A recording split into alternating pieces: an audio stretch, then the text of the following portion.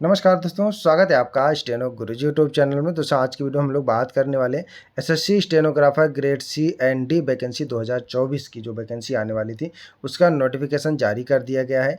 क्या योग्यता रखी गई है, कौन कौन अप्लाई कर पाएगा, एज कितनी रखी गई है, सिलेबस क्या है, शॉर्ट हैंड स्पीड क्या मांगी गई है, ठीक है, सब कुछ यहाँ पे चर्चा करेंगे। तो वीडियो में अंत तक बने रहिएगा और पसंद आ जाए तो लाइक कर देना, चैनल को सब्सक्राइब करके नोटिफिकेशन बेल आ रखना जिससे इंपॉर्टेंट वीडियो आपसे मिस ना हो।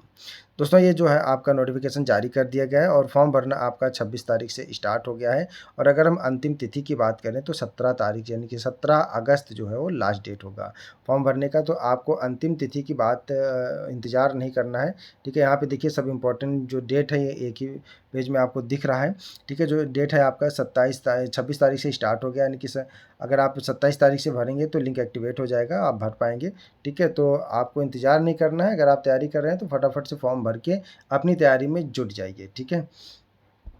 तो जो इम्पोर्टेंट डेट है वो आपका 26 जुलाई से भरा जा रहा है और 17 अगस्त लास्ट डेट है, ठीक है। और इसमें अगर आपका कुछ गलती हो जाता है तो करेक्शन कर सकते हैं, आप इसको 27 से 28 के बीच में करेक्शन कर पाएंगे, ठीक है। लेकिन फॉर्म भरते समय सावधानी से भरिएगा ताकि गलती ना हो, ठीक है। और इसका अगर हम एग्ज़ाम की बात करें, यानी जो आपका सीबीटी एग्ज़ाम होगा, कंप्यूटर बेस्ड जो टेस्ट होगा, वो आपका अक्टूबर-नवंबर में संभावित है। तो अक्टूबर लास्ट या नवंबर फर्स्ट वीक में हो जाएगा। तो आप लोग तैयारी फॉर्म भर के तैयारी में जुट जाइए, ठीक है। और अगर आप अभी सोच रहे हैं कि फॉर्म भर के शॉर्ट हैंड सीखेंगे तो फिर ये वैकेंसी आपके लिए नहीं है, क्योंकि उसमें टाइम लगेगा।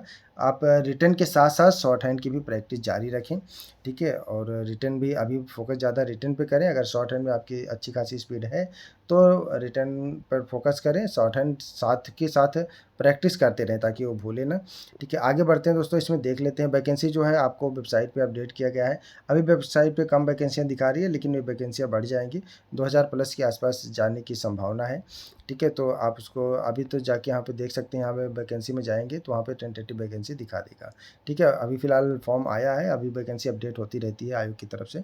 तो लास्ट में जाते जाते जब सभी डिपार्टमेंट या मिनिस्ट्री से आ जाएगी वैकेंसी डिटेल तो फिर से अपडेट हो जाएगा, ठीक है। बाकी अगर हम कैटेगरी की बात करें तो यहाँ पे देखिए रिजर्वेशन भी दिया जाएगा, SC ST OBC और OWH PH सब यहाँ पे दिया गया है, ठीक है। किस किस कैटेगरी में मान्य होगा, अगर ये आप PH कैटेगरी में है तो यहाँ पे देख लीजिए क्या क्या यहाँ पे चलेगा, ठीक है। बाकी जो शॉर्ट फॉर्म है उनका फुल फॉर्म दिया गया है। आगे बढ़ते हैं दोस्तों, यहाँ पे बता दूं कि क्या योग्यता रखी गई है। योग्यता आपके पास अगर इंटर है तो आप अप्लाई कर पाएंगे, ठीक है। यहाँ पे अगर हम एज की बात करें दोस्तों तो एज जो आपका काउंट किया जाएगा 1/8/2024 से एज काउंट किया जाएगा, ठीक है। और मिनिमम आपका ग्रेड डी के लिए मिनिमम 18 और मैक्सिमम 27 साल, बाकी कैटेगरी वाइज छूट दिया जाएगा यहाँ पे, ठीक है। और वहीं ग्रेड सी के लिए का बात करें तो अगर आप 30 साल तक के हो गए हैं तो भी अप्लाई कर पाएंगे, ठीक है। तो अगर ग्रेड सी के दे रहे हैं तो 30 साल तक, ग्रेड डी की दे रहे हैं तो 18 से 27, मिनिमम 18 सबका है, ठीक है। अगर आप दोनों देना चाहते हैं, बोथ वाला सेलेक्ट करते हैं तो बहुत अच्छी बात है। अगर जिनका एज है, ठीक है, जिनका 27 से कम एज है यानी कि 27 है, या जिनको कैटेगरी वाइज मिल रहा है तो वो दोनों सेलेक्ट करेंगे और कैटेगरी और प्रेफरेंस में पहले ग्रेड सी देंगे, उसके बाद ग्रेड डी देंगे, ठीक है। क्योंकि ग्रेड सी जो है आपका वो लेवल 7 और 6 के पोस्ट होते हैं और ग्रेड डी जो है आपका वो लेवल 4 का होता है, ठीक है। तो ग्रेड सी पहले प्रेफरेंस में रखेंगे, ग्रेड डी बाद में रखेंगे, ठीक है। तो वो आपका मेरिट के हिसाब से चॉइस वहाँ पे मिल जाएगा। अगर आप रिटन में और स्किल टेस्ट में दोनों में पास करते हैं तो आपको ग्रेड सी पहले मिलेगा, अदरवाइज ग्रेड डी मिल जाएगा, जो जिसमें भी आप पास कर पाएंगे। तो इस बात को ध्यान रखिएगा। बाकी कैटेगरी वाइज यहाँ पे छूट दिया जाएगा एज में, एज रिलैक्सेशन यहाँ पे आप देख सकते हैं, जिस कैटेगरी के हैं आप उसमें अगर आपको ज़रूरत है तो आप ले सकते हैं, ठीक है। बाकी अगर आपका एज ओवर हो गया, अगर आप सेंट्रल गवर्नमेंट एम्प्लॉय हैं तो भी यहाँ पे आप इसका एज का फ़ायदा उठा सकते हैं, ठीक है।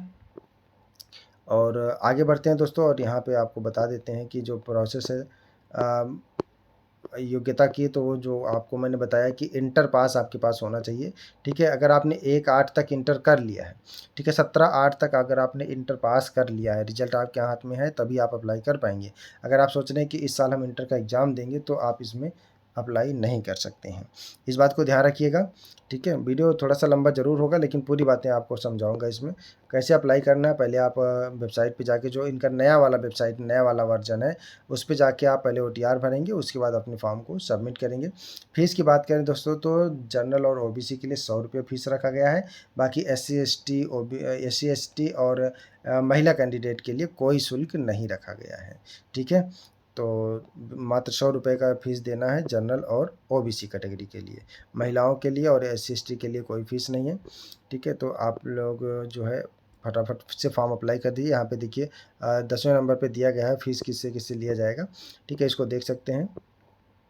और आगे बढ़ते हैं। देखिए यहाँ पे जो है 83 पेज का नोटिफिकेशन है। सेंटर अपने हिसाब से आप चॉइस कर सकते हैं, जो आप चॉइस करना चाहें, जहाँ चाहें वहाँ पे अपना सेंटर ले सकते हैं, अपने नियरेस्ट में या जहाँ भी आप चाहें। इसमें जितने सेंटर बनाए गए वहाँ से आप अप्लाई कर सकते हैं, अपना सेंटर चूज कर सकते हैं। वहाँ पे आपको रिटन देना पड़ेगा, ठीक है। स्किल टेस्ट भी वहीं पे देना पड़ेगा जहाँ पे आप सेंटर चूज करेंगे या जहाँ पे आयोग चाहेगा। आगे दोस्तों बात करें रिटन एग्ज़ाम की, तो पहले इसमें आपका रिटन एग्ज़ाम होगा। बाकी इसमें सिलेबस में भी कोई परिवर्तन नहीं किया गया है।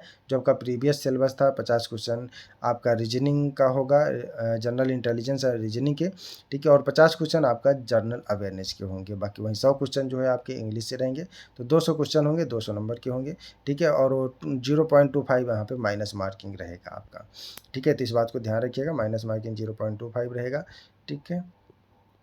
तो पहले आपका CBT होगा। अगर CBT आप पास करते हैं तो आपका स्किल टेस्ट होगा, ठीक है। यहाँ पे सिलेबस का पूरा डिटेल दिया गया है। स्किल टेस्ट की बात करें तो दोस्तों बता दूं कि ग्रेड D के लिए जो स्किल टेस्ट होगा, अगर आप इंग्लिश में अप्लाई करते हैं, फॉर्म भरते समय ये ध्यान दीजिएगा, अगर स्टेनोग्राफी टेस्ट पूछेगा तो जो लैंग्वेज आप सिलेक्ट करेंगे, ठीक है। अगर आपने फॉर्म भरते समय हिंदी सिलेक्ट कर दिया तो आपको हिंदी में स्किल टेस्ट देना पड़ेगा। अगर आपने इंग्लिश सेलेक्ट कर दिया तो इंग्लिश में देना पड़ेगा, बाद में आप उसमें परिवर्तन नहीं कर पाएंगे। तो इस बात को ध्यान रखिएगा फॉर्म भरते समय, ठीक है। तो ग्रेड D की अगर बात करें तो इंग्लिश में अगर आप देते हैं तो 10 मिनट का डिक्टेशन होगा, 80 शब्द प्रति मिनट की स्पीड से बोला जाएगा, और ट्रांसक्रिप्शन के लिए 50 मिनट का समय दिया जाएगा यहाँ पे, ठीक है। ये ग्रेड D की बात हो गई स्किल टेस्ट की। और अगर हिंदी की बात करें तो हिंदी में 10 मिनट का डिक्टेशन होगा और 80 की स्पीड से बोला जाएगा, लेकिन ट्रांसक्रिप्शन के लिए 65 मिनट का समय दिया जाएगा। ये जो 90 मिनट है वो अलग कैटेगरी के लिए है, ठीक है। बाकी जो जनरल कैटेगरी, सामान्य कैटेगरी हम लोग हैं, उनके लिए 65 मिनट का समय दिया जाएगा, ठीक है। वो 90 मिनट BH और उस टाइप के कैटेगरी के लिए, ठीक है। अगर हम ग्रेड C की बात करें तो इंग्लिश में जो ग्रेड C यानी कि जिसमें 100 की स्पीड बोली जाएगी, उसमें 40 मिनट का समय ट्रांसक्रिप्शन के लिए दिया जाएगा, यानी मैटर को टाइप करने के लिए दिया जाएगा।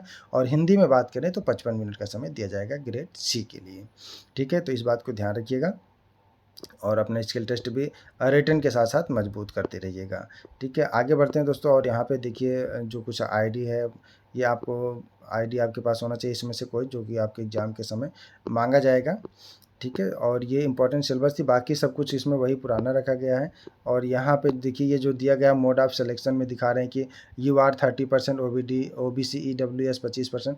जो मिनिमम क्वालिफिकेशन कह रहे हैं, मतलब मिनिमम जो कह रहे हैं क्वालिफाइंग मार्क, ये 30%। ऐसा नहीं कि आप 30% ला लिए तो आप स्किल टेस्ट के लिए दावा कर सकते हैं, बिल्कुल नहीं, ठीक है। 30% क्या 25% लाएंगे तब भी मेरिट में आप नहीं आएंगे, क्योंकि इसके अगर आप पिछले साल की मेरिट उठा के देखेंगे तो मेरिट भी इसका 50% से ऊपर ही रहता है, ठीक है। तो आपको ऐसा नहीं कि खाली स्किल पे ही लगे रहो, स्किल के साथ साथ रिटन पर भी मेहनत करना है, ठीक है। रिटन निकलेगा तभी स्किल दे पाओगे आप।